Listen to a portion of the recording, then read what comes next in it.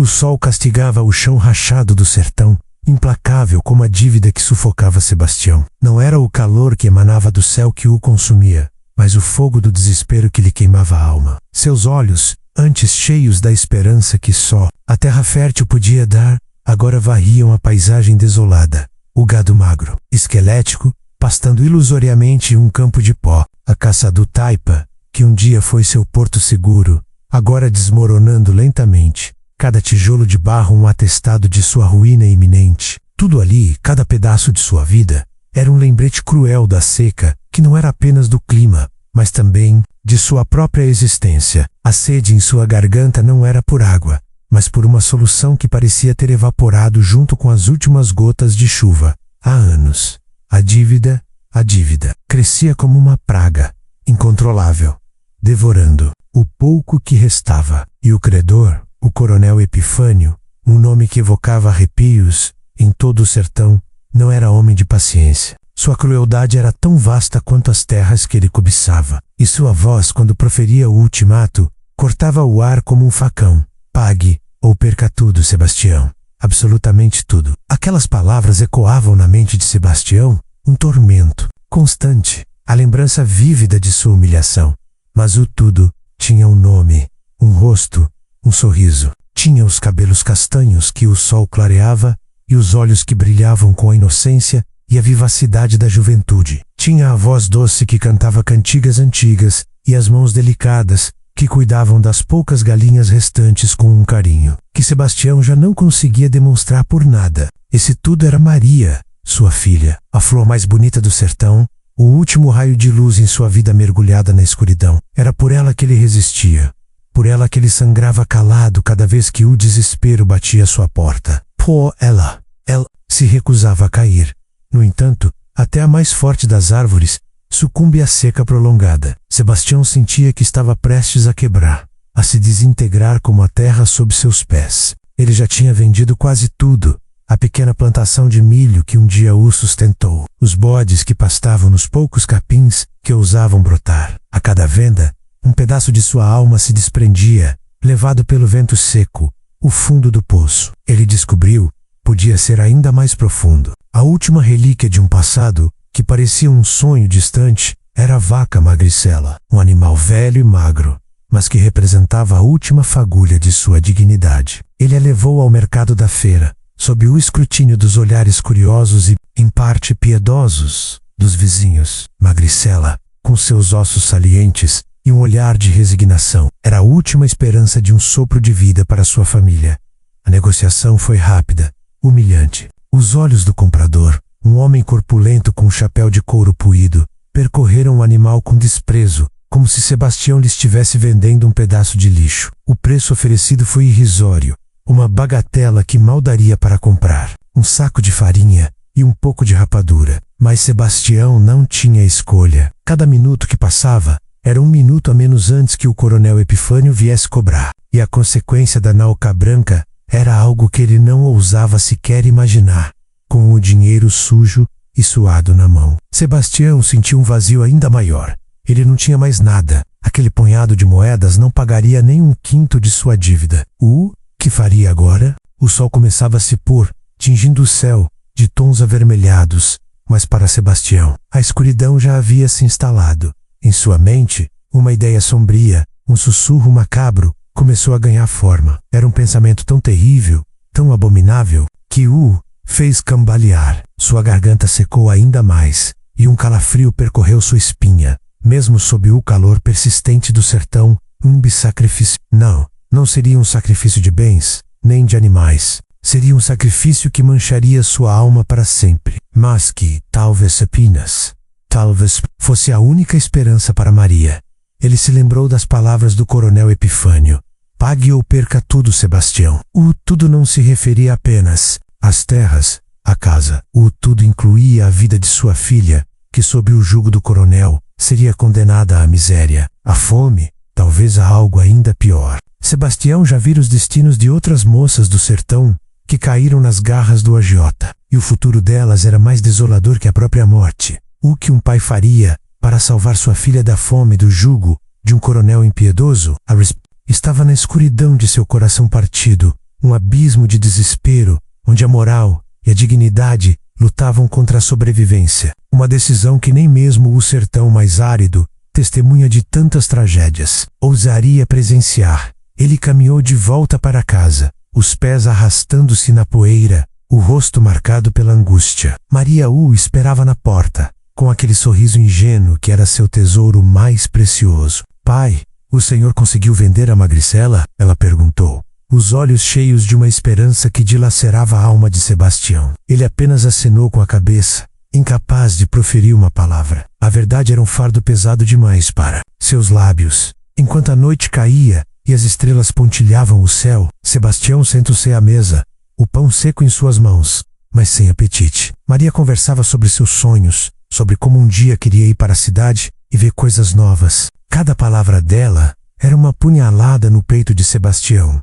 pois ele sabia que, para salvar o futuro dela, ele teria que destruir seu presente. Ele teria que fazer o impensável. A única saída, a mais cruel de todas, era a que começava a tomar forma em sua mente. O sertão o ensinara a lutar, a resistir, mas agora, o sertão o estava empurrando para um abismo sem volta. A noite prometia ser longa, e as lágrimas que não desciam eram mais quentes que o sol do dia. A decisão estava tomada, e o preço dela seria a própria alma de Sebastião. As palavras do coronel Epifânio não haviam sido ditas em voz alta para Sebastião, mas ecoavam em sua mente com a força de um trovão, uma melodia macabra que o perseguia desde a tarde do leilão da última vaca. Pague ou perca tudo, Sebastião. Absolutamente tudo. Mas o tudo tinha um significado muito mais sinistro agora. Não era a casa caindo aos pedaços, nem a terra estéril que se recusava a dar frutos. O tudo era Maria, a proposta indecente, sussurrada pelos ventos quentes do sertão, já havia sido feita veladamente pelo coronel. Em um dos seus passeios pelos arredores da fazenda arruinada de Sebastião, Epifânio havia deixado escapar, com um sorriso cínico, que uma moça prendada como a sua filha valeria bem mais do que essa terra seca. Sebastião, na época, havia fingido não entender, mas a frase havia se cravado em sua alma como um espinho envenenado. Agora, com a dívida crescendo e a fome batendo à porta, o espinho se tornara uma faca. O sol causticante do Maiodeia pintava o vilarejo com cores tíridas, a poeira fina subia a cada passo, encobrindo as poucas esperanças que ainda restavam no ar. No centro do que um dia fora um mercado vibrante, agora um ajuntamento de desespero, os últimos pertences de Sebastião seriam negociados. Não havia mais gado, nem plantações, restava apenas a dignidade, um bem intangível que estava prestes a ser-lhe lodo. O coronel Epifânio, com seu chapéu de couro imponente e seu gibão caro, pairava como um abutre sobre a cena. Seus olhos pequenos e astutos percorriam a pequena multidão de curiosos, famintos por um drama alheio, enquanto sua voz gutural ditava os termos do que era, na verdade, um leilão de vidas. Ele não estava ali para comprar os poucos móveis velhos ou as ferramentas enferrujadas de Sebastião. Ele estava ali para cobrar a garantia final. Maria, alheia à profundidade do abismo em que seu pai estava sendo empurrado, ajudava a carregar os poucos enxovais para a carroça. Seu sorriso inocente era um bálsamo e ao mesmo tempo uma tortura para Sebastião. Ela sonhava com um futuro que seu pai não podia lhe dar, um futuro que ele estava prestes a roubar dela para protegê-la. Era a ironia mais cruel que o destino. Ela imaginava a cidade grande, a vida diferente, as oportunidades que o sertão negava. A cada peça de roupa que Maria dobrava com cuidado, Sebastião sentia uma pontada no peito. Era como se ele estivesse dobrando e guardando a infância de sua filha para nunca mais ser vista. A cena do leilão velado era macabra. Não havia lances verbais. Os compradores eram, na verdade, fazendeiros menores e agregados do coronel, todos endividados e sob o jugo de Epifânio. Eles sabiam que a presença ali era um mero formalismo, um teatro para a exibição do poder do coronel. Sebastião, com a cabeça baixa, os ombros curvados pelo peso de um mundo de angústia, sentia os olhares famintos. Não eram famintos pelos poucos móveis velhos, mas pela mercadoria que estava prestes a ser oferecida. Maria, o coronel Epifânio se aproximou, a sombra de seu chapéu, cobrindo o rosto suado de Sebastião. A voz áspera do agiota sussurrou, apenas para os ouvidos do fazendeiro desgraçado: Sebastião, meu velho, parece que sua dívida só aumenta, não é mesmo? e seus bens, bem, não valem o pó que os cobre, mas sua menina, Maria, ela tem um valor inestimável. O estômago de Sebastião se revirou. Ele sentiu o gosto amargo do fel na boca. Aquele era o momento, a hora de entregar o inegociável, de selar o pacto com o diabo, para salvar a alma de sua filha. Ele levantou os olhos vermelhos e viu o sorriso cruel de Epifânio, um sorriso que denunciava a satisfação de um predador que encurralou sua presa. Eu não tenho mais nada, coronel. Sebastião conseguiu balbuciar, sua voz rouca, quase inaudível. Só minha Maria. Epifânio assentiu lentamente, como se estivesse diante de uma verdade incontestável. Pois então, Sebastião, Maria, que sua dívida será saldada. Ela virá trabalhar na minha casa, por tempo indeterminado, e com a dívida. Bom, a dívida será zerada. É pegar ou largar. E se largar, sabe o que acontece com quem me desafia? Não sabe? Aquelas palavras dilaceraram a alma de Sebastião. Ele cambaleava, o corpo tremendo não pelo calor, mas pela decisão que precisava tomar. Seu coração batia descompassado, um tambor de desespero em seu peito. Ele via Maria, a poucos metros de distância, embalando uma boneca de pano, alheia ao drama macabro que se desenrolava. Seus olhos cheios de sonhos, suas mãos tão pequenas e delicadas, como poderia entregar sua flor mais rara àquele homem? Mas a imagem da fome, da doença, da miséria que esperava Maria, se ele não aceitasse, era ainda mais aterrorizante. Coronel era conhecido por sua crueldade com os devedores. Não era apenas a perda das terras, mas a condenação à escravidão, a humilhação perpétua. Maria seria desprotegida, vulnerável em um mundo sem seu pai. Sebastião sentiu as pernas. Fraquear, o chão parecia girar sob seus pés. O que um pai não faz por um filho, pensou ele, enquanto as lágrimas finalmente ousavam escorrer por seu rosto marcado pela vida. Eram lágrimas de dor, de vergonha, de um amor desesperado que o levava a cometer o maior dos sacrifícios. Ele olhou para o coronel Epifânio, com os olhos marejados, mas firmes em sua decisão. O sertanejo, acostumado a lutar contra a seca e a miséria, agora lutava contra o último resquício de sua dignidade. Feito, coronel, ele disse, a voz embargada, um nó na garganta. A palavra saiu como um lamento, um atestado de rendição, um pacto sombrio, selado sob o sol inclemente do sertão, onde a inocência de uma filha seria a moeda de troca para a sobrevivência de sua própria vida e, paradoxalmente, a salvação da dela. O coronel sorriu, um sorriso vitorioso que não chegava aos olhos. Ele deu um tapinha nas costas de Sebastião, um gesto de falsa camaradagem que soava como um escárnio. Ótima escolha, Sebastião. Sua filha terá um bom emprego na minha casa, e sua dívida, bem, será uma página virada. Maria, ao longe, ergueu o olhar, seus olhos curiosos fixos na cena. Ela sentiu que algo importante estava acontecendo, mas não compreendia a gravidade. Correu até o pai, abraçando suas pernas. Pai, tá tudo bem? Por que o senhor está assim? Sebastião apertou-a contra si, o abraço mais forte e, ao mesmo tempo, o mais doloroso de sua vida. Ele beijou seus cabelos, sentindo o cheiro de sol e terra que tanto amava. As palavras se recusavam a sair. Como explicar a uma criança que seu destino acabara de ser selado em uma transação cruel para garantir sua sobrevivência? O que diria a ela sobre o preço de uma dívida que ele não pôde pagar? A resposta estava ali, no nó em sua garganta, no peso em seu coração. Maria ainda não sabia, mas sua vida no sertão estava prestes a mudar, e o custo dessa mudança seria a alma de seu pai.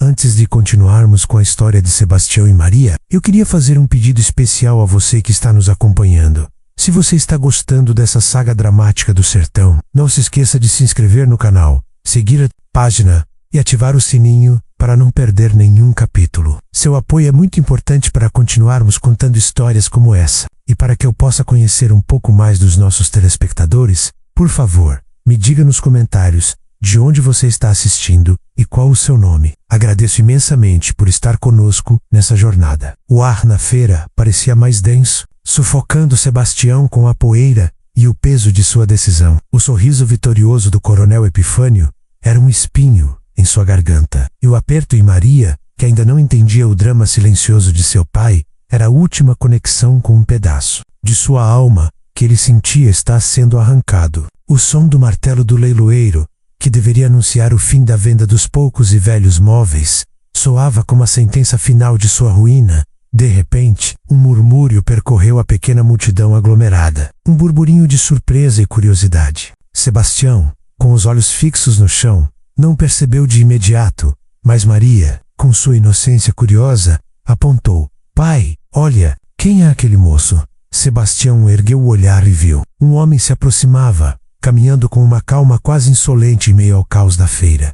Não era um sertanejo típico. Suas roupas, embora simples, eram limpas e bem cuidadas, destoando dos andrajos da maioria. Ele não usava chapéu de couro, mas um chapéu de palha de abas largas, que mesmo assim não escondia um rosto de traços finos e um olhar profundo, quase melancólico, que parecia ver além da poeira e da miséria. Seus cabelos eram escuros, e uma barba rala, bem cuidada, emoldurava um sorriso gentil, mas contido. Era o Dr. Elias. Ninguém no vilarejo o conhecia realmente. Ele havia chegado havia poucas semanas, instalando-se em uma casinha isolada, a poucos quilômetros dali. Dizia-se que era médico, ou talvez um estudioso das plantas. Alguns boatos sussurravam que ele era um forasteiro rico, que viera descansar no sertão, enquanto outros desconfiavam de suas intenções, acreditando que ele pudesse ser um fugitivo ou alguém em busca de algo. Sua presença era um mistério, sua calma,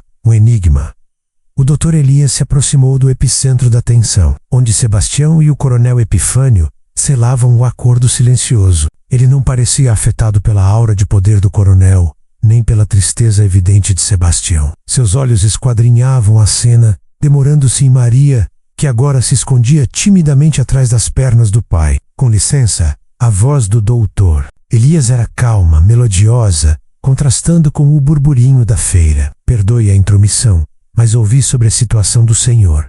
Sebastião, não é? Sebastião assentiu, surpreso. O coronel Epifânio, que até então estava em sua bolha de poder, franziu a testa, visivelmente irritado com a interrupção. E o que isso lhe importa, forasteiro? Rosnou o coronel, sem disfarçar a hostilidade. O Dr. Elias não se intimidou, manteve a postura digna.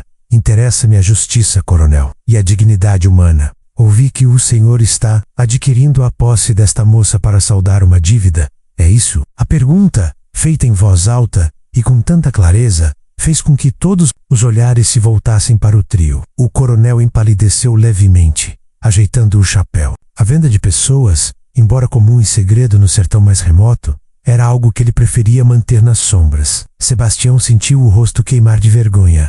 Não é da sua conta, forasteiro. São negócios meus e deste homem, bradou Epifânio, dando um passo à frente ameaçador.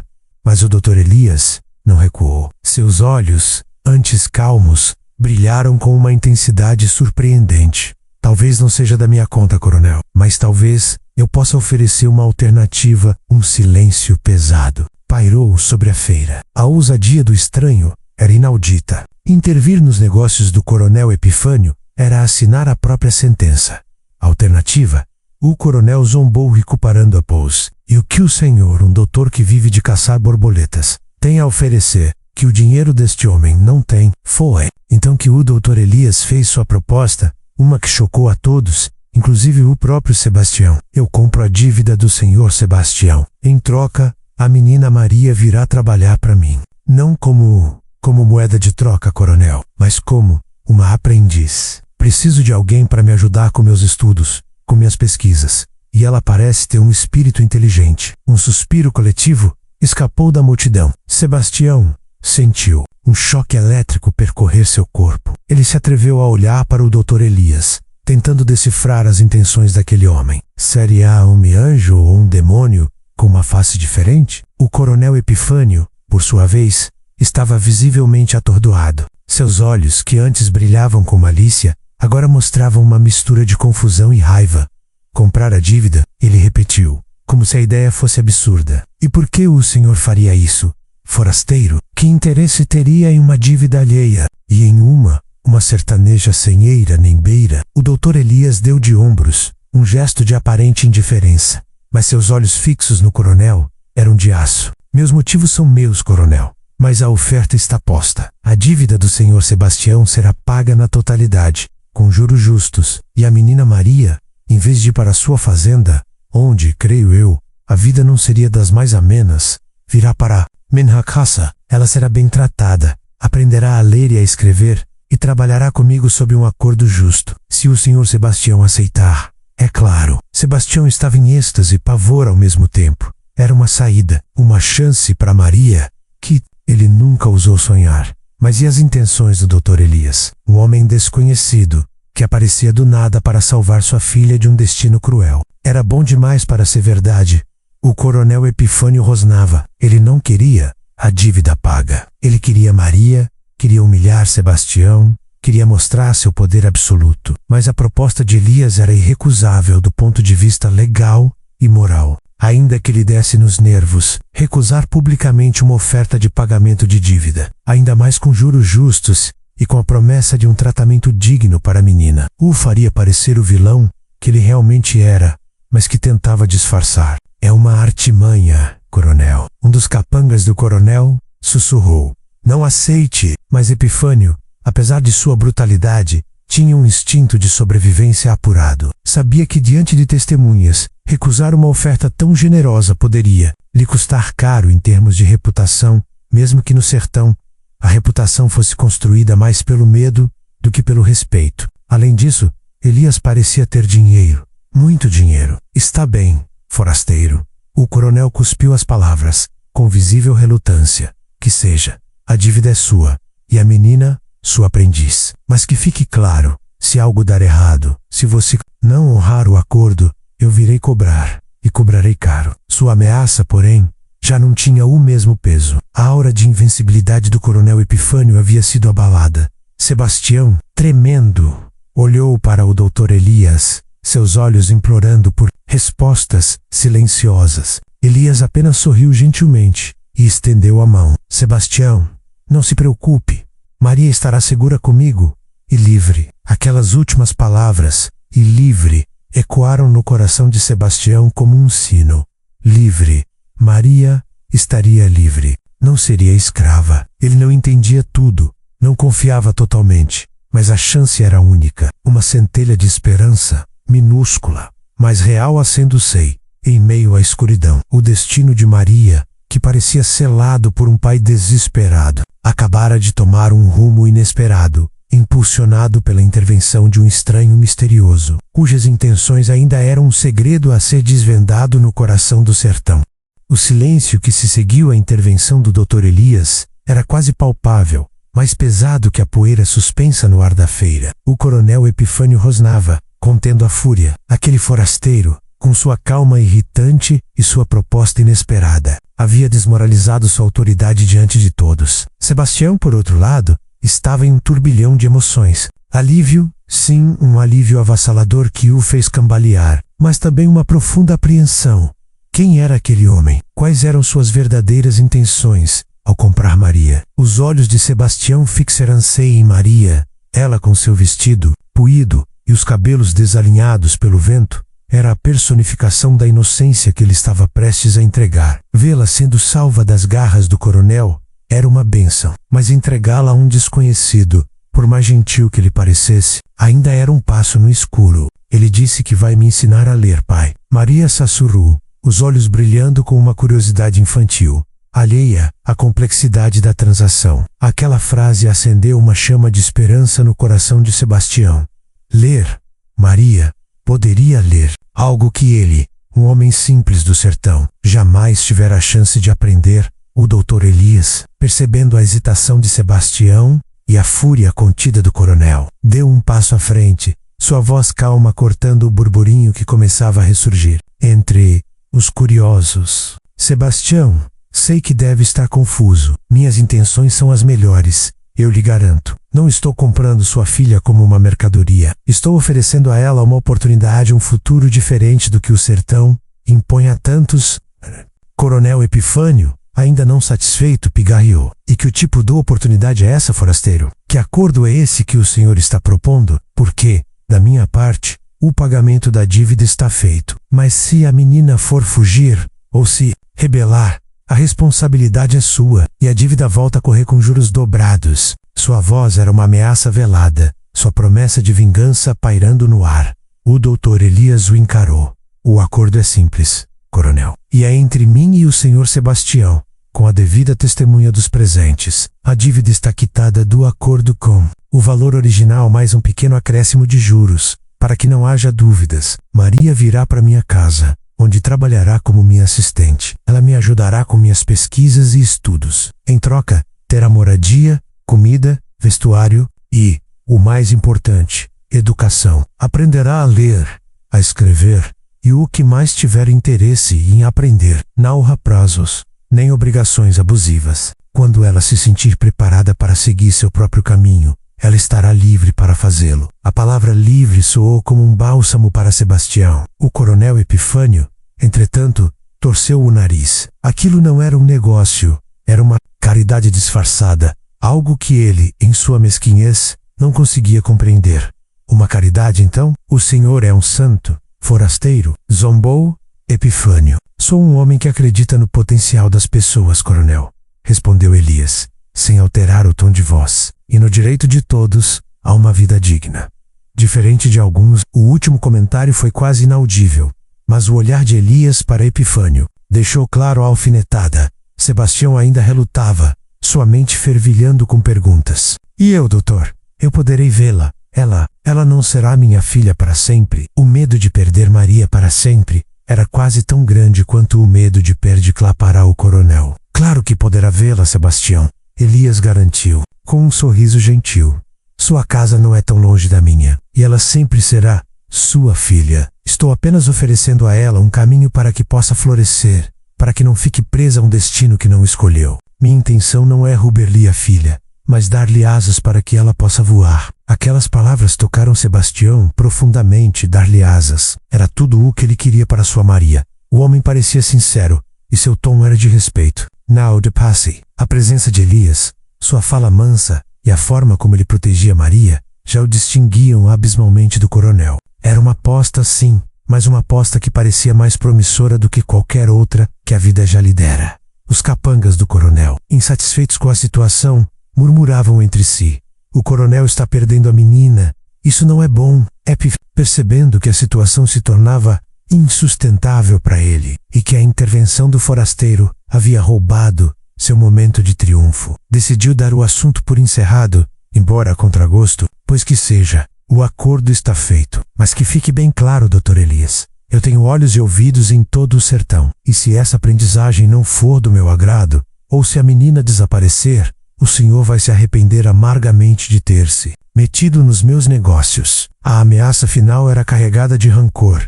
Elias apenas assentiu, sem se intimidar. Pode ficar tranquilo, coronel. Maria estará segura. Sebastião, com o coração ainda em disparada, fez sua escolha. Uma escolha desesperada, mas cheia de uma nova, ainda frágil, esperança. Ele se aproximou do Dr. Elias e, pela primeira vez em muito tempo, estendeu a mão para outro homem. Eu confio no senhor, doutor. Minha filha, ela é tudo o que tenho. Elias apertou sua mão com firmeza. Ela estará em boas mãos, Sebastião. Venha comigo. Vamos formalizar isso, e então Maria poderá se instalar na minha casa. Maria, ao ver a interação entre seu pai e o estranho, sentiu um misto de medo e excitação. Seu pai parecia menos triste, e o Dr. Elias tinha um sorriso gentil. Ela ainda não compreendia completamente a magnitude do que estava acontecendo, mas a perspectiva de aprender a ler, algo que ela ouvira falar apenas em histórias, encheu seu pequeno coração de uma alegria inusitada. O coronel Epifânio se afastou, sua face contraída em uma carranca. Seus planos haviam sido frustrados, a mercadoria havia sido desviada, mas a raiva em seu peito era uma semente que germinaria. Ele não esqueceria aquela humilhação. Para o coronel, aquilo não era apenas a perda de uma empregada, era um desafio direto à sua autoridade, uma afronta que exigiria uma retaliação. Sebastião observou Maria segurando a mão do Dr. Elias, que a conduzia para longe da feira, em direção ao desconhecido. Uma parte dele gritava em desespero. A outra, mais profunda e resiliente, sentiu um vislumbre de paz. Ele havia feito o que podia. Havia sacrificado sua própria alma para tentar garantir um futuro melhor para sua filha. E de alguma forma milagrosa, um estranho, um homem vindo do nada, havia se tornado o instrumento dessa salvação. Enquanto a poeira da feira assentava e o sol começava sua descida, tingindo o céu de tons alaranjados e roxos, Sebastião permaneceu. Ali, sozinho, entre os restos de sua vida e a promessa incerta do amanhã, ele sabia que o coronel não o perdoaria por ter permitido tal insolência. Os desafios estavam longe de acabar, mas, pela primeira vez em muito tempo, a imagem de Maria, sorrindo e aprendendo, era uma visão mais forte do que o medo que o havia consumido. O sertão, imprevisível como sempre, havia lançado um novo jogador no tabuleiro, e o destino de Sebastião, Maria e de toda a região estava prestes a ser reescrito. A casa do Dr. Elias não era um palácio, mas para Maria, acostumada à modéstia da taipa e da terra batida, parecia um refúgio de outro mundo. Erguida um pouco afastada do vilarejo, em uma elevação suave, era uma construção simples, de alvenaria caiada, com janelas maiores que as de sua antiga morada, permitindo que a luz do sertão entrasse sem a mesma agressividade do sol que castigava o chão rachado. Ao redor, pequenas moitas de umbuzeiro e mandacaru se misturavam algumas plantas que Maria nunca havia visto. De folhas largas e flores delicadas, cultivadas em vasos de cerâmica, o ar, dentro da casa, tinha um cheiro diferente. Não era o cheiro familiar de poeira e suor, mas uma mistura sutil de papel velho, tinta e algo que Maria identificou como cheiro de doce de mato, um aroma fresco e herbal. Havia livros por toda parte, empilhados em prateleiras rústicas de madeira, abertos sobre uma mesa central na sala principal, e até mesmo alguns sobre uma rede na varanda. Maria nunca vira tantos livros juntos. Em sua vida, papel era luxo, e a leitura, um privilégio de poucos, inalcançável para a maioria dos sertanejos. A princípio, Maria se sentiu como um peixe fora d'água. Sua timidez natural, acentuada pela estranheza do ambiente do homem que agora era seu patrão, a fazia andar nas pontas dos pés, observando tudo com seus olhos curiosos e atentos. O Dr. Elias, ao contrário do que qualquer um esperaria de um homem que comprou uma moça, não a tratava como uma serva. Não havia ordens duras, nem tarefas pesadas. Suas instruções eram sempre dadas com uma calma e uma paciência que Maria nunca antes experimentara. Maria, você pode me ajudar a organizar esses papéis aqui? Ele pedia, apontando para pilhas de anotações. Ou, Maria, preciso que me ajude a recolher algumas amostras de plantas ali perto do riacho seco. Conhas ou caminhe. Suas palavras eram convites, não comandos. A rotina na casa de Elias era surpreendentemente ordenada. As manhãs começavam cedo, com o canto dos pássaros e o cheiro do café coado. Depois do desjejum, Elias se sentava à grande mesa central, cercado por seus livros e cadernos, e Maria se sentava ao seu lado. O primeiro dia foi o mais difícil. Maria, você sabe o que são estas letras? Ele perguntou, apontando para um livro aberto. Ela balançou a cabeça envergonhada. Não, senhor. Não há vergonha em não saber, Maria. A vergonha está em não querer aprender, disse ele, com um sorriso acolhedor. E assim, começou a jornada de Maria no mundo das letras. Com um graveto, Elias desenhava as letras na terra batida do quintal, ensinando Maria a imitá-las. Depois passavam para um quadro negro pequeno e, finalmente, para os livros. A cada letra aprendida, a cada sílaba formada, um novo mundo se abria para a menina. Elias não apenas a ensinava a ler e a escrever, mas também compartilhava conhecimentos sobre as plantas do sertão, suas propriedades medicinais, a história da região, as estrelas que pontilhavam o céu noturno. Maria, que cresceu ouvindo histórias de seca e miséria, agora ouvia sobre constelações e a complexidade da vida vegetal. Esta planta, Maria, Elias explicava, mostrando uma folha ressecada, pode parecer sem vida, mas guarda em si a resiliência. Do sertão, com um pouco de chuva, ela floresce. Assim como as pessoas, Maria absorvia tudo como uma esponja. Sua mente ávida, antes limitada pelas agruras da vida no campo, expandia-se a cada dia. Ela descobriu que tinha uma memória prodigiosa para os nomes das plantas e uma curiosidade insaciável sobre o funcionamento do mundo. Elias a incentivava, elogiando seu progresso e respondendo pacientemente a todas as suas perguntas, por mais ingênuas que parecessem a cada semana. Sebastião visitava Maria. As primeiras visitas foram repletas de uma ansiedade muda. Ele abracava, forte, buscando a confirmação de que ela estava bem, de que não havia arrependimento em seus olhos. E Maria, Para sua surpresa e alívio, estava bem. Seu sorriso era mais largo, seus olhos mais brilhantes. Ela mostrava as letras que aprendera, os desenhos de plantas que fizera. Pai, o Dr. Elias disse que vou conseguir ler uma história sozinha. Ela dizia, com uma alegria contagiante. Sebastião sentia o nó em sua garganta se afrouxar um pouco. A cada visita Maria não estava sendo explorada. Ela estava florescendo. Mas a saudade apertava, uma dor constante no peito. Ele sentia falta de sua filha em casa, dos seus cantos na hora da colheita, da sua presença silenciosa ao seu lado. E as dúvidas sobre o futuro ainda a assombravam. Até quando Maria ficaria ali? Qual era o verdadeiro plano do Dr. Elias? Apesar da nova vida e dos ensinamentos que a fascinavam, Maria também sentia o peso da separação. Nas noites estreladas, deitada em sua cama improvisada na casa de Elias, ela pensava em seu pai. Imaginava-o sozinho, lutando contra o sertão e contra as lembranças amargas. Ela sentia falta do cheiro da casa antiga, do som da voz rouca de seu pai. Agradecia a Elias por tudo, mas uma parte dela ansiava por entender o porquê de tudo. Aquilo por que um homem tão diferente, tão instruído, se importaria tanto com uma menina pobre do sertão. O mistério do Dr. Elias permanecia, pairando sobre a nova vida de Maria como uma nuvem distante, prometendo revelar uma história ainda maior. Ela sabia que sua vida havia mudado para sempre. Não era mais a Maria que colhia milho e ajudava a apacentar o gado magro. Era Maria que aprendia a decifrar letras, a entender o mundo através dos olhos de um homem enigmático. Essa nova Maria, porém, carregava consigo a saudade de suas raízes e a certeza de que a tranquilidade que sentia era um presente. Um presente que veio com preço alto para seu pai. E a gratidão por esse presente era temperada com a crescente curiosidade sobre o homem que a salvou e o porquê de sua generosidade inesperada. A semente da mudança havia sido plantada, e Maria sentia que, assim como as plantas do sertão, ela também estava germinando em solo desconhecido, pronta para um crescimento que a levaria a lugares que ela jamais imaginara. Enquanto Maria florescia sob a tutela do Dr. Elias, aprendendo a decifrar as letras e a desvendar os mistérios da natureza, Sebastião vivia um tormento silencioso. A cada visita à casa de Elias, onde via sua filha mais feliz e instruída, um alívio imenso o invadia. Mas junto com o alívio, crescia uma semente de inquietação.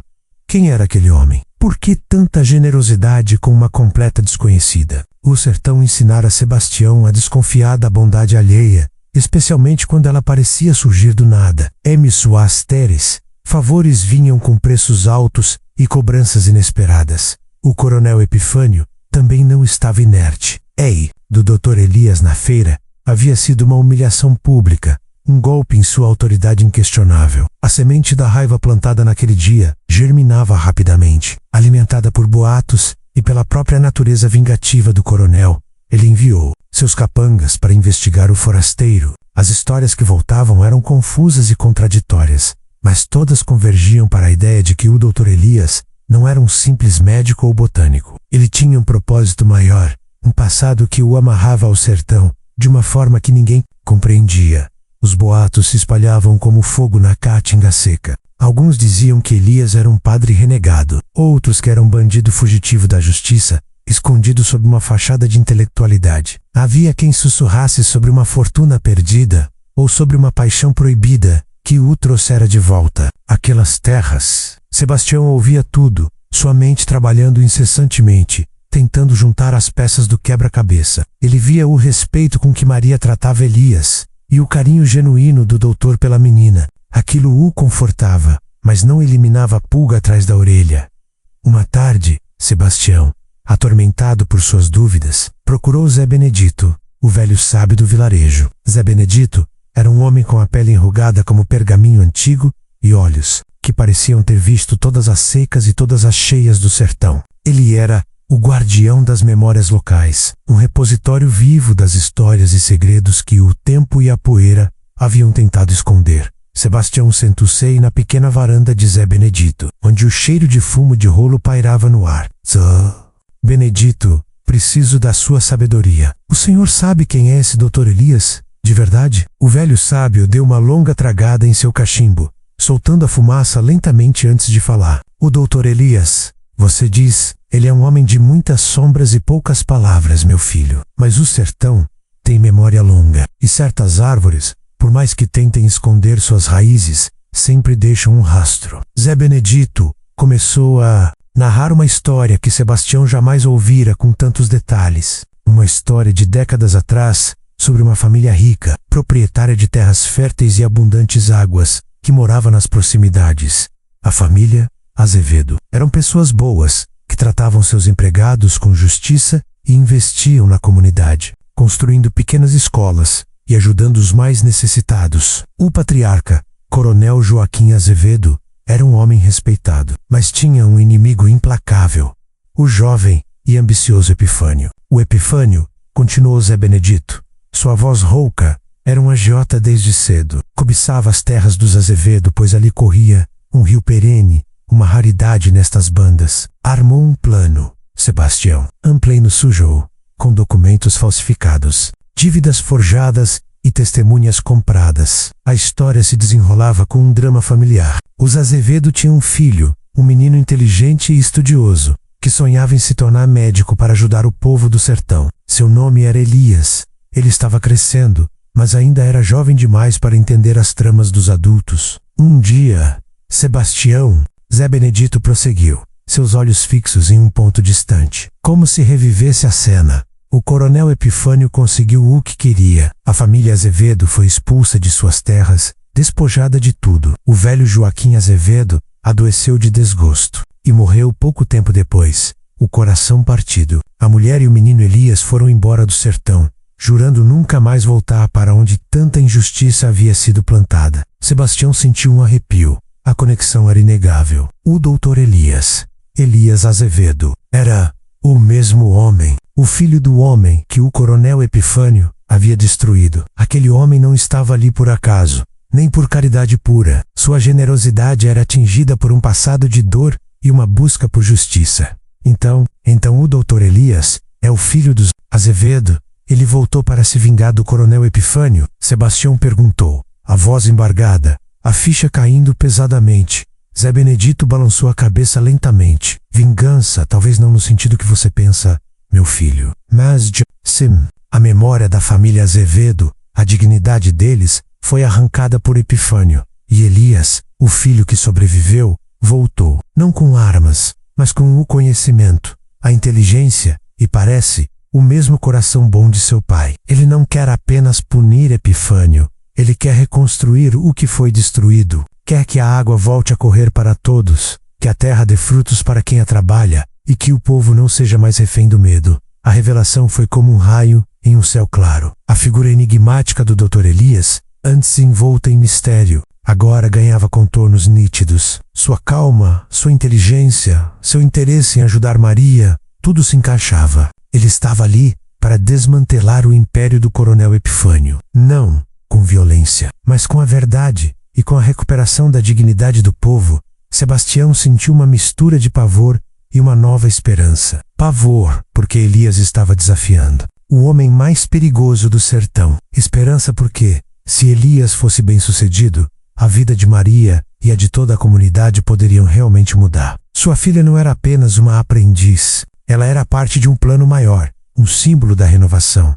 Ele se levantou, agradeceu a Zé Benedito e partiu, sua mente fervilhando. Agora, ele via o Dr. Elias com outros olhos, não mais um estranho, mas um homem com uma história, um propósito. E esse propósito, ele percebeu, estava diretamente ligado ao destino de sua filha. A compra de Maria não havia sido um ato isolado, mas uma peça fundamental em um tabuleiro de xadrez onde o Dr. Elias estava se movendo com astúcia contra o rei tirano do sertão, o coronel Epifânio. Sebastião sabia que a jornada seria perigosa. O coronel Epifânio, cego pela raiva e pelo poder, não ficaria de braços cruzados ao perceber que estava sendo desafiado por alguém com um passado tão doloroso e um propósito tão nobre. A calmaria na casa de Elias era apenas a ponta do iceberg, escondendo uma tempestade que estava prestes a explodir no sertão. E Maria, sem saber, estava no centro dela. A verdade havia vindo à tona, e com ela, a certeza de que a batalha pelo sertão estava apenas começando. A revelação da verdadeira identidade do Dr. Elias e seus laços com a família Azevedo atingiu o coronel Epifânio como um raio em céu aberto. A notícia que Zé Benedito havia partilhado com Sebastião não demorou a chegar aos ouvidos do agiota. Embora de forma distorcida e carregada de malícia, os próprios capangas do coronel, enviados para sondar Elias, voltaram com histórias fragmentadas que, uma vez reunidas e reinterpretadas pela mente doentia de Epifânio, confirmaram seus piores medos. Aquele forasteiro não era um benfeitor aleatório, era a personificação de um passado que o coronel havia enterrado sob anos de tirania e poder. A humilhação na feira, que antes era uma ferida aberta, agora se tornara uma infecção virulenta. O coronel Epifânio não era apenas um homem de negócios sem escrúpulos. Ele era um narcisista que não suportava ser desafiado, muito menos desmascarado. A ideia de que o filho dos Azevedo, a família que ele havia esmagado para construir seu império, estivesse de volta para desestabilizá-lo, para resgatar seus devedores, e pior ainda, a sua Maria, era insuportável. Ele se trancou em seu escritório, um cômodo escuro e abafado, onde o cheiro de charuto e cachaça se misturava ao de mofo. As paredes eram adornadas com cabeças de gado e fotos de seus ancestrais, homens de rosto duro e olhar frio, que pareciam aprovar sua brutalidade. Ali, em sua fortaleza particular, Epifânio começou a maquinar. Aquele doutorzinho de bosta pensa que pode virar o sertão de cabeça para baixo, rosnava para si mesmo, tamborilando os dedos na mesa de madeira maciça. Pensa que pode bancar o salvador da pátria, o bom samaritano. Ele vai aprender o que acontece quando se mete com um coronel. Seu plano, ele decidiu, precisava ser multifacetado. Não bastava apenas intimidar Elias. Ele precisava destruí-lo, desacreditá-lo diante do povo que ele tentava iluminar. E claro, reaver Maria. A menina havia se tornado um símbolo, e tê-la de volta seria um triunfo sobre Elias e sobre a insolência de Sebastião. A primeira etapa do plano foi a da difamação. O coronel convocou seus capangas mais leais e espalhou ordens claras.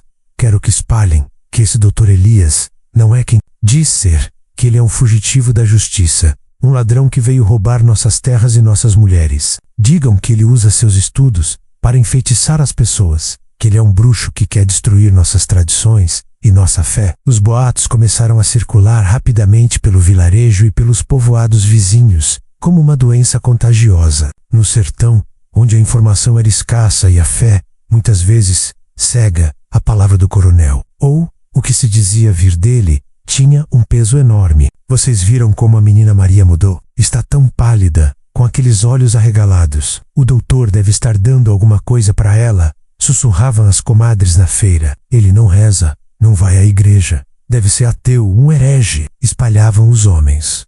O coronel não parou por aí. Ele começou a manipular os preços dos poucos produtos que ainda circulavam na região, dificultando a vida dos pequenos agricultores e comerciantes que não estavam sob seu domínio direto. Ao mesmo tempo, oferecia empréstimos a juros ainda mais extorsivos para aqueles que já estavam endividados, criando uma teia de dependência ainda maior. Vejam só, dizia ele, com um sorriso falso, enquanto o doutorzinho fica lendo livros, eu sou quem põe comida na mesa de vocês. Ele oferece conhecimento, eu ofereço o pão. A segunda etapa do plano era mais direta, pressionar Sebastião. O coronel sabia do amor de Sebastião por Maria e usaria isso contra ele. Encenou visitas à antiga casa de Sebastião, agora vazia e ainda mais decrépita. Deixava seus capangas ali, monitorando o local, deixando claro que, apesar da dívida quitada por Elias, Sebastião ainda estava sob sua mira. Sebastião, meu velho, disse Epifânio um dia, interceptando o fazendeiro no caminho para a feira. Sua filha está com aquele forasteiro. É perigoso para ela, não acha? Ele tem ideias estranhas. Talvez seja melhor para ela voltar para um lugar seguro, onde a gente conhece quem é quem. Posso arrumar um jeito de ela voltar para cá, para minha fazenda, onde estará protegida de gente estranha. E sua dívida? Quem sabe a gente renegocia de outro jeito, não é? A voz do coronel era suave, quase paternal, mas o olhar era puro veneno. Sebastião sentiu o medo gélido subir pela espinha. Ele sabia que Epifânio não queria renegociar. Ele queria reaver Maria e esmagar a esperança que Elias havia plantado. O coronel estava plantando a dúvida e o medo no coração do pai, na tentativa de fazer Sebastião pedir Maria de volta, enfraquecendo a posição de Elias. Maria, Em sua bolha de aprendizado e descoberta, começou a perceber a mudança no ar. Os olhares que recebia no vilarejo eram diferentes. Não eram apenas de curiosidade, mas de desconfiança, até mesmo de repulsa. Algumas crianças que antes acenavam, agora se escondiam. Ela ouvia sussurros sobre o doutor esquisito e as artimanhas do forasteiro. Isso a entristecia, mas Elias, com sua paciência, tentava protegê-la dessas insinuações. Não dê ouvidos a essas bobagens, Maria, ele dizia, enquanto a ensinava a identificar as constelações no céu noturno. As pessoas temem o que não conhecem, e aqueles que se beneficiam da ignorância alheia sempre tentarão espalhar a mentira. Mas a tensão no sertão era palpável. O plano do coronel Epifânio, sorrateiro e cruel, estava surtindo efeito. A desconfiança contra o doutor Elias crescia, alimentada pelo medo e pela ignorância. A comunidade, antes dividida entre o respeito e o pavor pelo coronel, agora se via confrontada com uma nova ameaça, uma força externa que parecia abalar suas estruturas, a segurança de Elias e Maria, antes garantida pela própria indiferença da maioria, agora estava seriamente comprometida. O coronel Epifânio estava ativando todas as suas redes, mobilizando seus lacaios e usando seu poder para minar a reputação do Dr. Elias. Ele queria isolar o forasteiro, transformá-lo em um pária, para então desferir o golpe final. O tempo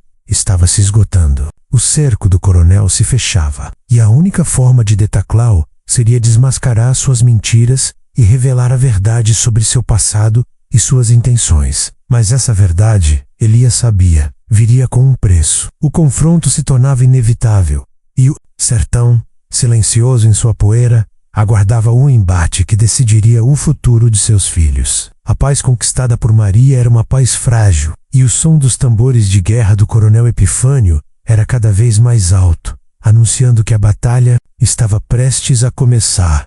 O ar no vilarejo estava pesado, não apenas pelo calor implacável do sertão, mas pela nuvem de desconfiança e medo que as intrigas do coronel Epifânio haviam lançado sobre o Dr. Elias. Os sussurros maliciosos se tornaram abertos comentários na feira, e os olhares de desaprovação acompanhavam Maria e Elias por onde quer que fossem. Sebastião, por sua vez, via a angústia de sua filha, que, apesar de todo o aprendizado, sentia o peso da rejeição da comunidade. Maria, com a sabedoria que o Dr. Elias lhe incutia, tentava ignorar os murmúrios. Não se preocupe, doutor, eles não nos conhecem de verdade, ela dizia. Mas Elias percebia a pontada de tristeza em sua voz. Ele sabia que a situação estava se tornando insustentável. O coronel estava apertando o cerco, e a paciência do povo, já testada pela miséria, poderia se esgotar, transformando a desconfiança em hostilidade. A hora de agir havia chegado. Elias decidiu que não podia mais se dar ao luxo de esperar. Ele precisava confrontar as mentiras do coronel Epifânio de frente, com a única arma que o medo e a ignorância não podiam silenciar: a verdade. Em uma manhã ensolarada, o Dr. Elias enviou mensageiros para os povoados vizinhos, espalhando a notícia de que faria um anúncio importante na praça principal do vilarejo ao pôr do sol. A notícia causou um alvoroço. O coronel Epifânio riu, presunçoso. Doutorzinho, vai se explicar, vai mendigar a confiança do povo. Que tolice, eles só vão rir dele. Mas o povo, apesar do medo e da desconfiança, estava curioso. A presença de um forasteiro oculto no sertão já era um evento raro. A promessa do anúncio importante e o fato de ser um confronto velado com o coronel eram motivos suficientes para arrastar as pessoas para a praça. Ao final da tarde, enquanto o sol começava a se despedir no horizonte, pintando o céu com tons de laranja e roxo, uma multidão se aglomerava na praça empoeirada. O coronel Epifânio chegou com seus capangas, postando-se arrogantemente na frente, um sorriso de escárnio no rosto. Sebastião estava lá, com o coração apertado, a esperança lutando contra o desespero. Maria, de mãos dadas com Elias, estava visivelmente nervosa, mas seus olhos mostravam uma determinação que ele nunca vira antes. O Dr. Elias subiu em um caixote de madeira, que servia de palanque improvisado. Sua figura, embora não imponente como a do coronel, irradiava uma calma e uma dignidade que silenciaram a multidão. Ele olhou para todos, seus olhos profundos percorrendo cada rosto, cada marca de sofrimento, cada vislumbre de esperança. Meu povo do sertão, começou Elias, sua voz calma, mas firme, ecoando na praça. Eu sei que muitos de vocês estão curiosos sobre quem eu sou e por que estou aqui. O coronel Epifânio tem espalhado mentiras sobre mim, dizendo que sou um ladrão, um feiticeiro, um inimigo. E eu entendo o medo de vocês, a desconfiança.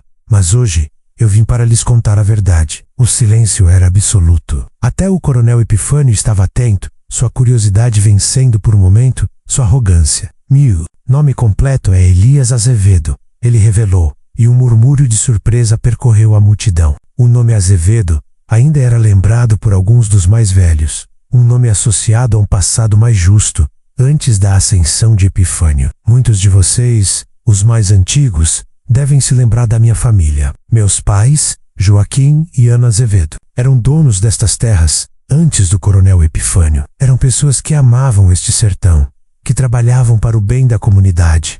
A voz de Elias ganhou uma ponta de melancolia, mas o coronel Epifânio, desde cedo, cobiçava nossas terras. Ele queria o rio As Plantiquês, a riqueza que meus pais haviam construído com suor e honestidade. Elias fez uma pausa, seus olhos fixos no coronel, que agora não sorria mais. Ele usou de mentiras, de documentos falsificados do testemunho.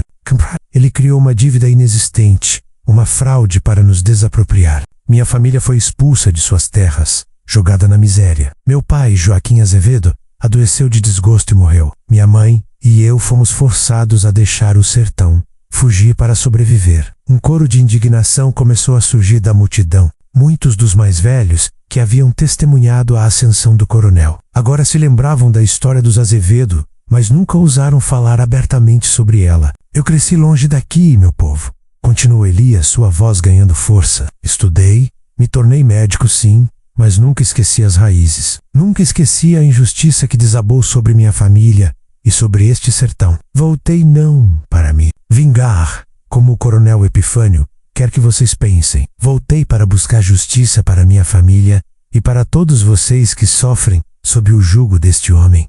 Ele apontou para o coronel. Este homem, que se diz dono de tudo, construiu sua fortuna sobre a miséria alheia. Ele tira as terras dos que não podem pagar, ele cobra juros abusivos, ele escraviza o povo com dívidas impagáveis, ele promete pão, mas lhes dá migalhas enquanto ele se farta. A multidão, que antes estava em silêncio, agora murmurava, em aprovação, em choque, em raiva. As mentiras do coronel começavam a ruir, e quanto a Maria, Elias disse, seu olhar se voltando para a menina, que estava ao seu lado, de cabeça erguida, os olhos fixos nele. O coronel Epifânio tentou forçar o pai dela, Sebastião, a entregá-la para ele como pagamento de uma dívida. Ele queria transformá-la em sua propriedade, como faz com tantos outros. Eu intervi sim. Eu paguei a dívida de Sebastião, para que Maria não caísse nas garras deste homem. Eu a trouxe para minha casa não como serva, mas como minha aprendiz. Estou ensinando a ela a ler,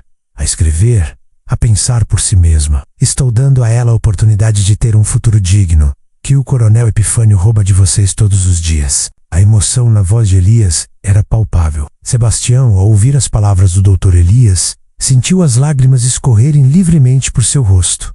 Finalmente, a verdade estava sendo dita. A dignidade de sua Maria estava sendo proclamada em alto e bom som. O coronel Epifânio, lívido, tentou reagir. Mentira. Tudo mentira. Este homem é um farsante. Prendam-no. Prendam este impostor. Ele gritou, mas sua voz soou fraca, sem o poder de antes. Seus próprios capangas olhavam para o chão, desconfortáveis com a exposição de seu mestre. Elias ergueu a mão para silenciar a comoção. Tenho provas, meu povo. Documentos, testemunhos de outros que foram enganados pelo coronel. Anos de injustiças, de terras roubadas, de vidas arruinadas. Não é a vingança que me move, mas a justiça. É hora de o sertão se erguer, de vocês se unirem e exigirem seus direitos. É hora de este homem pagar por seus crimes. A praça irrompeu em gritos, não de raiva cega, mas de um clamor por justiça. A verdade, libertada após tantos anos de silêncio, ecoava no sertão, prometendo uma tempestade que o coronel Epifânio jamais seria capaz de conter. As sementes da revolta haviam sido plantadas, e o reinado de terror do coronel estava prestes a chegar ao fim. Elias, o filho do sertão que havia retornado, havia acendido a chama da esperança, e o povo, cansado de tanto sofrimento, estava pronto para lutar por sua liberdade. A praça fervia. As palavras do Dr. Elias, proferidas com a clareza de um trovão e a força da verdade, caíram sobre o povo como uma chuva torrencial em terra seca, despertando emoções há muito tempo adormecidas. O murmúrio inicial de surpresa transformou-se em um crescendo de vozes, um clamor que ia do espanto à indignação, da incredulidade à revolta. As revelações sobre a verdadeira identidade de Elias, o filho dos Azevedo, e as atrocidades cometidas pelo coronel Epifânio desmascararam décadas de mentiras e opressão.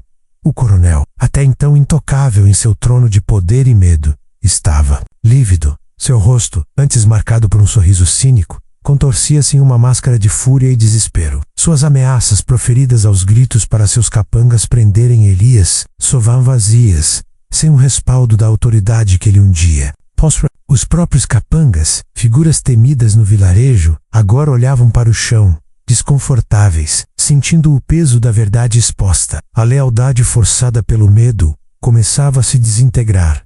Sebastião, ao lado de Maria, sentia o alívio e a força que a verdade trouxe. As lágrimas que escorriam por seu rosto não eram mais de tristeza, mas de uma mistura de esperança e uma raiva justa. Ele viu a semente da liberdade germinar nos olhos do povo. Maria, antes acuada, agora observava a multidão com uma nova compreensão, seus pequenos ombros erguidos em um misto de medo e orgulho. Ele nos enganou por anos, gritou uma velha, as mãos enrugadas tremendo. Minhas terras, ele me roubou minhas terras, e os juros que ele me cobrou, me deixou na miséria, exclamou um jovem agricultor, sua voz embargada pela emoção. Depoimentos começaram a surgir espontaneamente, um a um, como uma enxurrada. Histórias de dívidas forjadas, de terras tomadas à força, de famílias desestruturadas pela tirania do coronel. O Dr. Elias, em meio à comoção, elevou a voz, novamente, mas agora com um tom de convocação. Meu povo, a verdade foi dita. O coronel Epifânio não é um homem de lei, mas um lodral. Ele construiu seu império sobre o sofrimento de vocês. Mas hoje, isso muda. Chega de medo, chega de opressão. O sertão não aguenta mais ser pisado. É hora de nos unirmos, de mostrarmos a ele que a força do povo é maior do que qualquer agiota. Aquelas palavras foram o estopim. A multidão, antes uma massa de indivíduos assustados, coalesceu em uma força única. Não era uma turba violenta, mas uma revolta pacífica, impulsionada por anos de injustiça. O povo começou a marchar, não para a casa do coronel com tochas e facões, mas em direção à pequena delegacia do vilarejo, exigindo a presença das autoridades, liderados pelo Dr. Elias e por Sebastião, que se sentia renascido. Os sertanejos clamavam por justiça. Os gritos de justiça, e fora, Epifânio, ecoavam pela praça e pelas ruas empoeiradas. O coronel Epifânio tentou dispersar a multidão, ameaçando, gritando, mas sua voz se perdia no coro crescente da indignação popular. Seus capangas, diante da magnitude da revolta, hesitaram. Eles viram o brilho de determinação nos olhos do povo, um brilho que não temiam mais a eles, mas que pareciam pedir por uma mudança. Alguns, inclusive, começaram a se afastar discretamente, percebendo que o barco do coronel estava afundando. O delegado, um homem que até então temia a sombra do coronel Epifânio, viu-se em uma situação sem precedentes. A pressão popular era imensa. Ele não podia simplesmente ignorar a voz de centenas de pessoas. Além disso, a presença do Dr. Elias, um homem que se apresentava com provas e com uma história que muitos no fundo sabiam ser verdadeira, mudava o cenário. Coronel Epifânio, precisamos conversar, disse o delegado, com a voz um pouco trêmula, mas tentando manter a compostura. As acusações são graves. O povo exige explicações. Epifânio, em um acesso de fúria, tentou avançar contra o delegado, mas foi contido por Elias, que se colocou entre eles. Ele não vai mais intimidar ninguém, delegado. As leis para todos, inclusive para os tiranos. O Dr. Elias, com a calma que o caracterizava, apresentou ao delegado os documentos que havia coletado ao longo de sua investigação. Eram cópias de escrituras fraudulentas, registros de dívidas manipuladas, testemunhos por escrito de pessoas que haviam sofrido nas mãos do coronel, alguns que haviam até fugido do sertão por medo. A evidência era esmagadora. A revolta do sertão não era de armas, mas de vozes. Era uma revolução de dignidade. Mulheres, homens, jovens e velhos, todos ali, clamando pelo fim de um reinado de terror. A união, uma raridade em um sertão fragmentado pela luta por sobrevivência. Era a maior arma deles. O coronel Epifânio, vendo-se encurralado, tentou fugir, mas a multidão o cercou, não com violência, mas com olhares acusadores e uma parede humana de resistência. Ele estava preso, não por grades, mas pela teia de suas próprias mentiras, pela raiva contida de um povo que ele havia subestimado. A noite caiu, mas a praça continuou iluminada pelas poucas lamparinas e pela chama da esperança que se acendera. As autoridades, pressionadas, iniciaram a investigação formal ali mesmo, na praça, ouvindo os depoimentos de cada um. O Dr. Elias, com sua eloquência e a solidez de suas provas, era a voz da razão e da justiça. Sebastião, com Maria em seus braços, observava tudo. O sertão, que sempre lhe pareceu um lugar de desespero e resignação, mostrava agora sua força, sua capacidade de se levantar. A promessa do Dr. Elias, de um futuro digno para Maria, começava a se concretizar não apenas para sua filha, mas para todo o sertão. O tirano estava caindo, e a liberdade, antes um sonho distante, começava a se desenhar no horizonte. A noite seria longa, mas o sol que nasceria no dia seguinte traria consigo a aurora de uma nova era para aquelas terras sofridas. A revolta pacífica do sertão havia provado que a verdade e a união são as mais poderosas armas contra a tirania. A praça, antes palco de miséria e desesperança, transformar-se-ei em um tribunal a céu aberto. Ou a rara da noite, que deveria trazer alívio do calor escaldante do dia, estava carregado de uma tensão quase elétrica. O coronel Epifânio, com o rosto contorcido em fúria e suor, parecia um animal encurralado. Seus olhos, que antes impunham medo, agora denotavam um terror crescente ao ver a multidão que por anos ele havia pisado. Agora se erguer contra ele, o Dr. Elias, ao lado do delegado, mantinha uma postura serena, quase inabalável. Ele não exibia triunfo, mas uma calma digna de quem sabia estar no lado certo da história. À medida que as horas passavam e a luz brusuleante das lamparinas iluminava os rostos cansados, mas determinados, do povo do sertão, os depoimentos se sucediam. Homens e mulheres que, por medo, haviam silenciado por décadas, agora encontravam suas vozes, encorajados pela presença de Elias e pela união inesperada que tomara conta da praça. A cada testemunho, a teia de crimes do coronel Epifânio se desvendava com uma clareza brutal. Dona Rosinha, uma senhora de cabelos brancos e mãos calejadas, contou como sua pequena roça, a única herança do marido, fora tomada por uma dívida falsa. Ele disse que eu devia por uns sacos de sementes que eu nunca vi. Quando tentei reclamar, me ameaçou de morte. Fiquei na rua, doutor. Se não fosse a caridade dos vizinhos, teria morrido de fome. As lágrimas escorriam por seu rosto enrugado, mas havia dignidade em sua voz. Zé Vaqueiro, um homem forte, mas que tinha os ombros curvados pelo peso da injustiça. Narrou como seu filho fora obrigado a trabalhar como escravo na fazenda do coronel, para pagar uma dívida inexistente. Meu menino adoeceu lá, doutor. E o coronel nem ligou. Morreu na estrada, tentando fugir. Morreu por causa daquele demônio. Sua voz era um grito rouco de dor e revolta.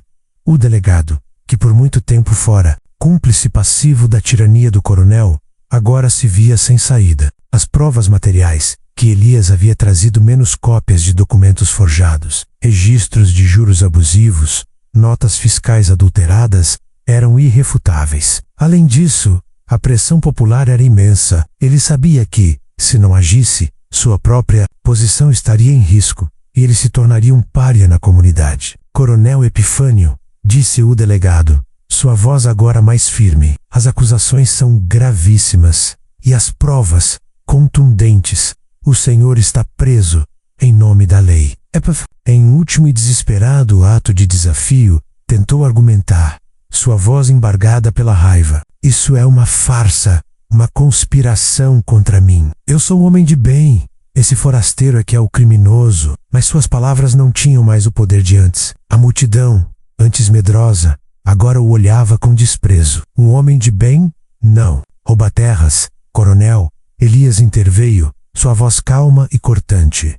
Um homem de bem não escraviza famílias, não destrói vidas. O senhor é um predador, e este sertão não será mais seu campo de caça. A humilhação de Epifânio era completa. Seus próprios capangas, percebendo que a situação estava perdida, começaram a se dispersar. Alguns foram detidos pelo delegado e seus poucos ajudantes, que agora agiam com um novo senso de dever. O império de crueldade do coronel estava desmoronando sob o peso da verdade e da união do povo. Sebastião, que havia assistido a tudo com um nó na garganta, sentiu a libertação. Sua dívida não era mais apenas uma transação monetária, era um grito de justiça. E Maria, com seus olhos arregalados, testemunhava a queda do homem que quase a roubara, a mesma queda que seu pai, Elias, havia prometido. A cena da prisão do coronel foi anticlimática em sua simplicidade. Não houve resistência violenta por parte de Epifânio, apenas uma resignação amarga. Ele foi algemado e levado, não com a pompa de um rei, mas com a vergonha de um tirano deposto. A multidão não explodiu em festa, mas em um silêncio reverente, como se o sertão inteiro estivesse segurando a respiração, absorvendo o fim de uma era. Com a prisão do coronel, o Dr. Elias dirige-se novamente à multidão, agora com um tom de voz diferente, de esperança e reconstrução. Meu povo, a justiça foi feita, mas esta é apenas a primeira etapa. Agora, precisamos reconstruir, precisamos curar as feridas que este homem abriu em nossa comunidade. Precisamos fazer com que a terra volte a dar frutos para todos, que a água seja justa para quem dela precisa, e que a educação seja um direito de cada criança. Ele olhou para Maria, que sorria para ele. Maria é o símbolo dessa nova era. Ela representa a esperança de que, mesmo nas terras mais áridas, a semente do conhecimento e da dignidade pode germinar e florescer. O povo aplaudiu, não com a euforia de uma vitória momentânea, mas com a profunda satisfação de uma redenção. O sertão, acostumado a ver os poderosos sempre vencerem, testemunhava a quebra de um ciclo vicioso. Naquela noite, sob um céu estrelado que parecia brilhar com uma intensidade renovada, Sebastião foi até o Dr. Elias. Doutor, sei como lhe agradecer. O Senhor não só salvou minha filha, mas salvou a nós todos. Elias colocou a mão no ombro de Sebastião. Não precisa agradecer, Sebastião. Este é o meu lar, e estas são as minhas pessoas. Eu sou apenas um instrumento. A verdadeira força está na união de vocês, na coragem de se levantarem contra a injustiça. E Maria é uma inspiração. Ela será o futuro deste sertão. A luz do amanhecer começava a atingir o horizonte, e o ar trazia um novo cheiro, o cheiro de uma possibilidade. O confronto final havia se encerrado. O tirano havia caído, mas a jornada do sertão, de reconstrução e renascimento, estava apenas começando, liderada por um homem que havia retornado para buscar não a vingança, mas a mais profunda e duradoura das justiças. A poeira da batalha, antes densa e sufocante, finalmente assentava sobre o sertão. Com a queda do coronel Epifânio, não houve uma explosão de euforia, mas sim um alívio profundo e coletivo, como o de uma respiração que se prendeu por décadas. E agora era liberada em um suspiro longo e doloroso. O sol da manhã seguinte, sem a sombra opressora do tirano, parecia brilhar com uma intensidade diferente, mais gentil, prometendo uma aurora de esperança que há muito não se via. O Dr. Elias, exausto mas com a alma leve, caminhava pela praça. Não havia mais gritos de protesto, apenas a voz do vento entre as poucas árvores e o murmúrio das pessoas que, pela primeira vez em muito tempo, se sentiam verdadeiramente livres. Ele sabia que a libertação do coronel era apenas o primeiro passo. A verdadeira jornada, a mais difícil, seria a da reconstrução. As feridas do sertão eram profundas, não apenas na terra, mas nas almas de seu povo, com o apoio irrestrito da comunidade, que agora o via não como um forasteiro, mas como um líder e um salvador. Elias começou a implementar as mudanças que havia sonhado para o sertão. Sua primeira ação foi a mais simbólica e necessária, a devolução das terras. Com a ajuda do delegado, agora um homem regenerado e determinado a reparar os erros do passado, e de Sebastião, que se tornou o seu braço direito, Elias revisou os registros fraudulentos do coronel Epifânio. Terra por terra, propriedade por propriedade, foram devolvidas aos seus legítimos donos. Dona Rosinha, com suas mãos trêmulas, recebeu a escritura de sua pequena roça. Agora de volta, eu pensei que morreria, sem nunca mais ver minha terra. Doutor, o Senhor fez um milagre, ela disse. As lágrimas de gratidão lavando seu rosto enrugado. O mesmo aconteceu com Zé Vaqueiro e tantas outras famílias que haviam perdido tudo para a ganância do coronel. A justiça da terra, antes negada, finalmente prevolixa, mas Elias sabia que a terra sem água e sem conhecimento não seria suficiente. Sua segunda prioridade foi a água. Com sua formação em medicina e botânica, ele possuía um vasto conhecimento sobre ecossistemas e gestão de recursos hídricos. Liderou a comunidade na recuperação de açudes abandonados e na construção de pequenos reservatórios. Com o auxílio de técnicos que conseguiu trazer de outras regiões, ensinou novas técnicas de plantio, mais resistentes à seca, e incentivou a diversificação de culturas. O sertão, aos poucos, começava a ver o verde brotar onde antes só havia poeira. A educação, porém, era o pilar central de sua visão. Elias acreditava que a verdadeira libertação viria do conhecimento. Na antiga casa do coronel, que agora estava vazia e sem seu tirano, Elias e Maria, com a ajuda de voluntários da comunidade, montaram a primeira escola formal do vilarejo. As estantes que antes guardavam documentos de extorsão, agora se enchiam de livros. As mesas onde o coronel Epifânio negociava suas crueldades, agora serviam de apoio para cadernos e lápis. Maria, que antes era a menina assustada, tornou-se o maior exemplo e inspiração. Com a mente aguçada e a sede de aprender, ela floresceu como uma flor rara do sertão. Elias a treinava não apenas em leitura e escrita, mas em botânica, história e até mesmo nas primeiras noções de saúde e higiene. Maria se tornou a principal auxiliar de Elias na escola, ensinando as crianças mais novas com uma paciência e um carinho admiráveis. Se não fosse o Dr. Elias,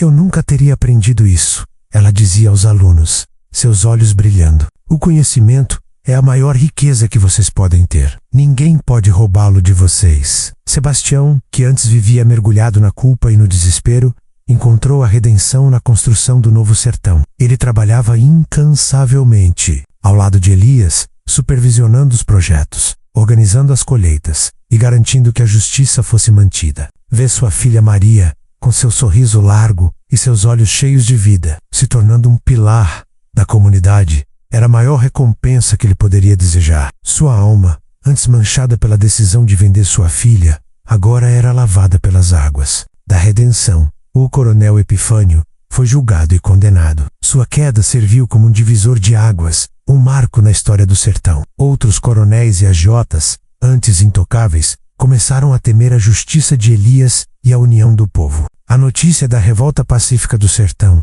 e da reconstrução liderada pelo Dr. Elias se espalhou por toda a região, inspirando outras comunidades a lutar por seus direitos. O sertão, antes sinônimo de miséria e resignação, começou a ser visto como um lugar de resiliência e esperança. As chuvas, que pareciam ter se esquecido daquelas terras, retornaram com mais frequência nos anos seguintes, abençoando as novas plantações e enchendo os açudes. A comunidade, fortalecida pela solidariedade e pela liderança de Elias, prosperava. Anos se passaram. Maria cresceu, tornando-se uma mulher forte, inteligente e respeitada, uma educadora incansável, que jamais esqueceu suas origens. Elias, o Dr. Elias, permaneceu no sertão, dedicando sua vida à comunidade que ele havia prometido reconstruir. Sebastião, com os cabelos ainda mais brancos, via o fruto de seu sacrifício e da coragem de sua filha se espalhar por todo o sertão.